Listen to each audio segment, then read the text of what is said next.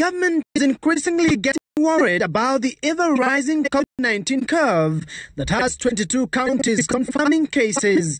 In just 1 week, 166 positive cases were recorded in the country, the highest since the virus was first confirmed in Kenya. A meeting by the National Security Council, chaired by President Uhuru Kenyatta, going to the drawing board to assemble necessary arsenals to crush the viral enemy. Brutal and unforgiving enemy in our midst. This enemy is trying to gain entry using every door, every window, every crack.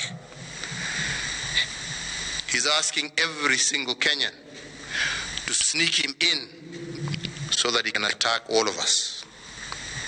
He multiplies his forces rapidly, with one infected person able to infect dozens of others if insufficient measures are not put in place. Owing to the threat the virus continues to pose, the National Security Council decided to extend the dawn-to-dusk curfew by an additional 21 days. If we do not take additional precautionary measures and get even more serious in implementing existing guidelines, the number of people who will get sick and die is going to rise very sharply.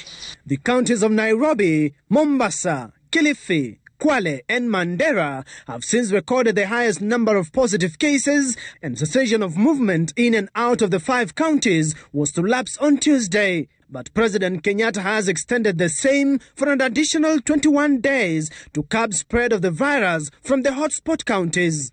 The whole world is walking through the valley of the shadow of death.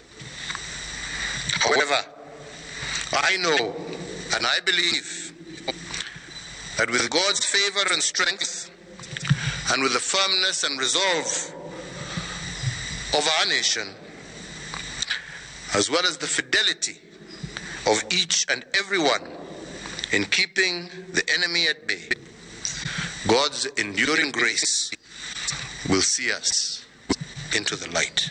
The president is now urging Kenyans to be more vigilant and adhere to the protocols to flatten the curve. Nimewaangusha wa Kenya nisipowaambia wenzangu ukweli vile ulivyo.